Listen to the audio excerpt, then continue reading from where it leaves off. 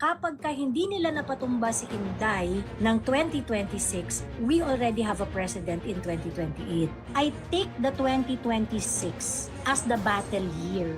Kaya nga magulo ang 2026 kasi gagawin nila ang lahat para itumba si Inday Sara sa 2026. May impeach ba nila si Inday? Sabihin natin na hindi ma-impeach si Inday, but they're going to double down on Inday on issues, gagawa nila ng kontrobersya, bababuhin nila yung 125 million na confidential funds nila, they're going to find something else. Kung relentless sila kay Inday the first 3 years, let us expect that they're going to multiply it by 5.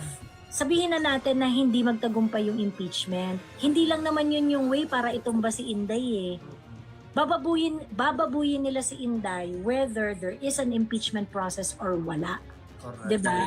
That's where we weigh in tayo ng mga supporters talaga. Kaya dapat tayo talaga, pushback tayo malala. Correct. Actually, for me, lahat ng mga Duterte supporters, you need to be felt in 2026 because this is the year of reckoning. So, 2026 mangyayari ang tunay na eleksyon. Diyan mangyayari ang tunay na eleksyon kasi mahirapan silang i-impeach si Inday because of a lot of consideration. Kumbaga, hindi na ganun kadali ang pera ngayon. Katulad nung dati na si Martin ang House Speaker, hindi na ganun kadali ang budget, hindi na rin ganun kadali ang mag-railroad ng process kasi meron kang Supreme Court decision, but it doesn't mean they can't.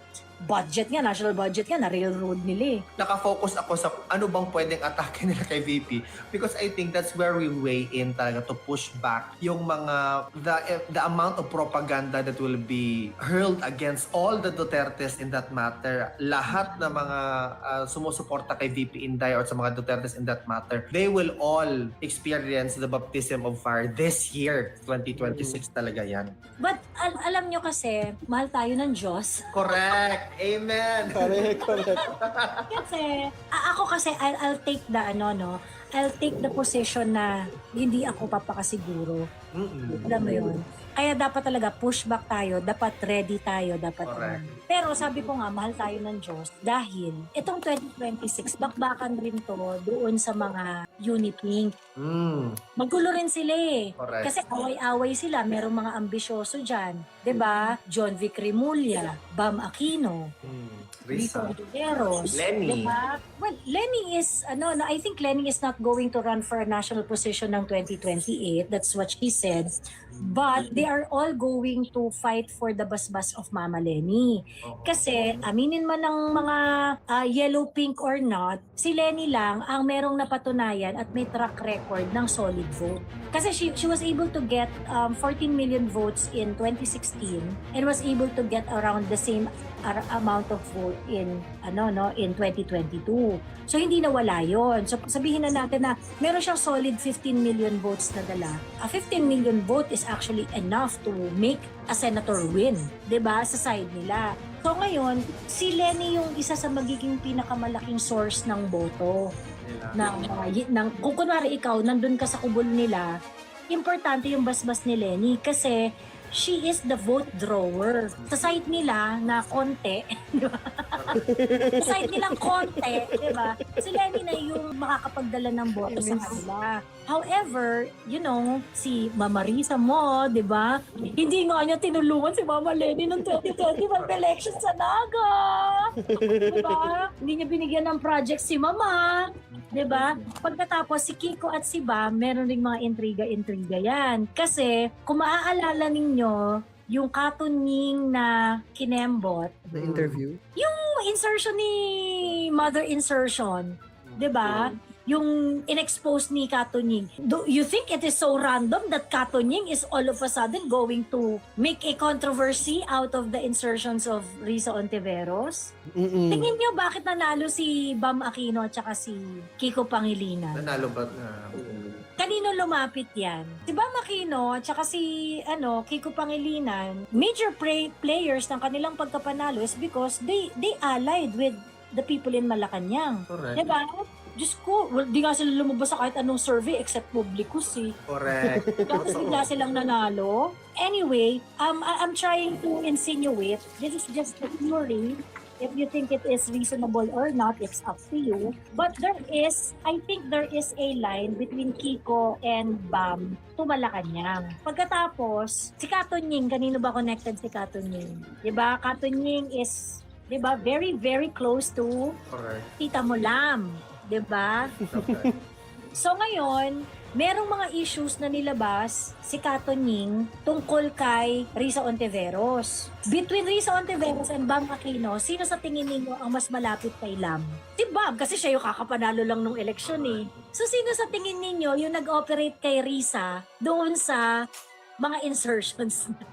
Diba no? It makes sense, diba? So kaya merong chismis na bonggang-bongga na umiikot na ang nag-operate kay Risa Ontiveros tungkol dun sa Our Lady of Insertion, the Virgin Mother of Insertions, na si Risa Ontiveros, ang may kasalanan ay maaaring, di ba, Bam Kiko. Because of this infighting doon sa part ng mga kalaban natin, it is also kind of difficult na for them to unite para, alam mo yun, patumbahin si Inday Sara.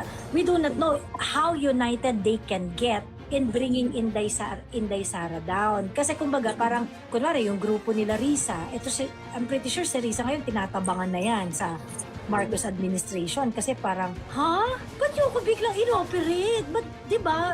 I'm pretty sure nagtatanong-tanong na ganyan si Risa Ontiveros. O pagkatapos, si Risa, hindi rin siya masyadong bet ni Mama Muleni kasi nga, kasi nga hindi siya tinulungan doon sa kampanya niya sa Naga.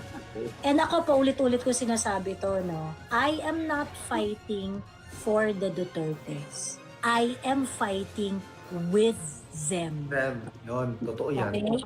I am fighting with them. Shoulder to shoulder. We want what is best for the Philippines. Ganon yung pagtingin nila VP Sara, nila PRRD sa gusto nilang mangyari sa Pilipinas. Yes. And these people, they have already shown that they are capable of leading our country. And I want our country to be lead ng ganitong klaseng mga leader.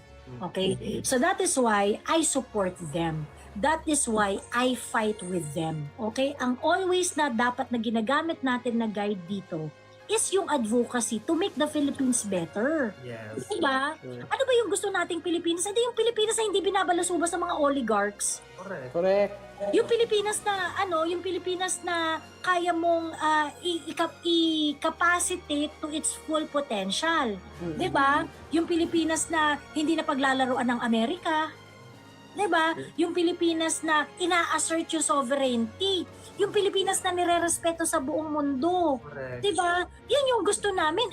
Yan yung ginagawa ni VP at saka ni PRRD. So, I am going to fight for a Philippines to have opportunities like that. To add up to that, sinabi din naman ni VP Inday Sara, if she's going to run for the presidency, she will never be able to do it alone. The decision is only one to carry whatever it is that the entire Filipino community, especially those who support her, na ano ba gusto nating mangyari sa Pilipinas, not really just for us, but really in preparation for the future generation of Filipinos who's going to receive the Philippines that they will see later on or have, di ba? So yan yung punto ko ba na ang nakikita ko sa mga Duterte, kaya ang pagsusuporta ko sa mga Duterte is basically me fighting also with them para sa Pilipinas at para sa future generation of Filipinos. Yan yung nire-reiterate ko na yan palagi na to me, I think and I believe na what the principles embodied sa kay former President Duterte is really something that is deeply na nagre-resonate sa akin. Kaya that's why I support naman and the entire family. Kasi nga, I fight with them sa anong gusto nilang mangyari para sa Pilipinas. So, Yeah. Kaya nga yung usually yung mga nagsasabi, mga fanatic kayo, mga ano kayo, ganyan-ganyan, yung mga kulto kayo, kasi Duterte, ganyan-ganyan. Hindi namin kasalanan na alam namin yung konteksto ng decision making nung sinusuportahan namin politiko. true. Kayo hindi nyo alam kasi nga tanga kayo. Diba? Hindi tayo parehas. Diba? Hindi tayo parehas. Kami, nung kinampihan namin to, kasi gets namin yung decision making nila. Ngayon, yung decision making ng mga sinusuportahan ninyo, alam rin namin yan. Kaya nga sinasabi namin kayo tanga di ba? Kasi alam nga namin yan. So, it is not as if we are blindly following yung, ano sinabi ni PRRD, dito, ganyan. No! We already know our position because we know the context of the decision making of the politicians that we support. Okay? Ang problem kasi doon sa mga yung mga sabi ng fanatic, and this is 70% of the time, yung mga nagsasabi sa akin na, fanatic ka, wala namang alam. Actually, hindi nga 70%, I would say 90% of the time. Yung mga nagsasabi, fanatic kayo, putang ina, pagkatapos makikipag-usap kayo sa akin, West Philippine Sea, hindi nyo naman pala alam yung problema. Hindi nyo naman pala alam yung background, mga considerations ng problema ng Pilipinas na naging basihan ng pagdidesisyon ni PRRD kung paano i-approach ang problema sa South China Sea. Hindi nyo naman pala, EJK, ganyan. Naku, si Digong maraming pinatay, mga ganyan. Ang dami-dami yung problema. Tapos sasabihin ninyo na, kayo kasi pumatay na si Digong, ng dami na pinapalakpakan nyo pa. But you do not know the extent of the problem of the Philippines when it comes to drugs. Correct. At that time. Diba? We know. Pagkatapos, kaya kayo mang nagsasabing kulto-kulto, bago nyo sabihin kulto-kulto kami, siguraduhin ninyong alam ninyo, mga putang ina ninyo, kung ano yung mga pinagsasabi ninyo. Kasi hindi porket hindi nyo alam, tatawagin nyo na kaming kulto. Baka mamaya, utak nyo yung may problema, hindi kami. Diba? Have some self-doubt. Alamin nyo muna kung baka utak nyo pala yung problema dito. And also, Joey, I cannot fathom why these people are always trying to impose their point of view on us when we don't even do the same to them. Correct. Sa kanila. Hindi ko talaga mag-gets. We are not even imposing our point of view on you. Always kayo ang umaatake sa amin na ganito Punta kayo. na punta naman sa kayo. amin. So, hindi ko mag-gets talaga because I'm never really the kind of person who impose on others my point of view. I respect your point of view. Wala akong problema dyan. Pero wag mo akong... Huwag mo kami pilitin. Oo, di ba? Actually, yun naman talaga yung problem. Yun yung kasi ako talaga harsh talaga ako, Alvin. I am not as kind as you are. Totoo nga. Pero okay Alam mo lang. naman yan, di ba? Alam mo naman yan. Ako talaga, pag binato ko ng bato, babatuhin ko talaga ng boulders. Ganon. Pag binato ko ng tinapay, babatuhin ko ng bato. Bato. Oo. Pag binato ko ng bato, babatuhin ko kayo ng boulders. Ganyan. Kailangan mas mabigat yung rest back ko. True. Ganon. So, ngayon, kung sa akin kasi, parang pwede naman tayo maging bati-bati sa politics kung respectful tayo eh.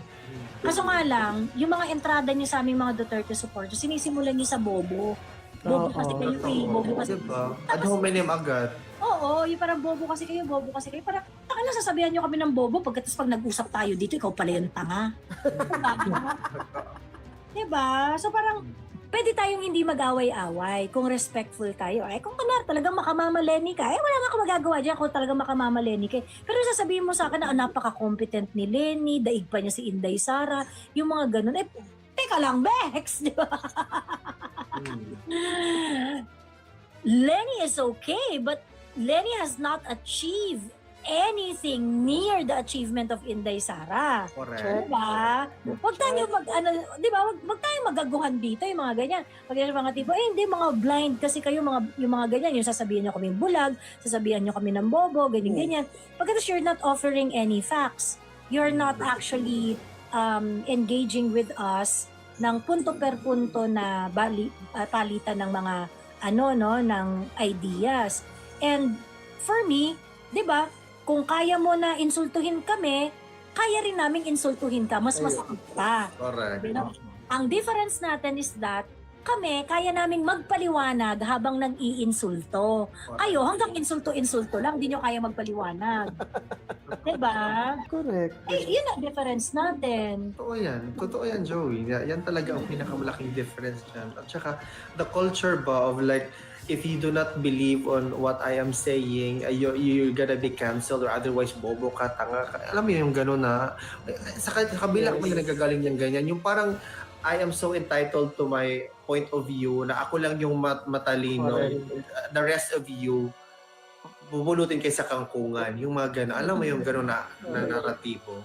And di ka not just accept the fact ba na nandito man tayo sa demokrasya man tayo. Uy, you can wear a red t-shirt and I can wear green t-shirt and that's perfectly fine. Hindi naman necessarily Yes. mag-green ka din. Oo, Yes. oo. Diba? Yan yung punto ba?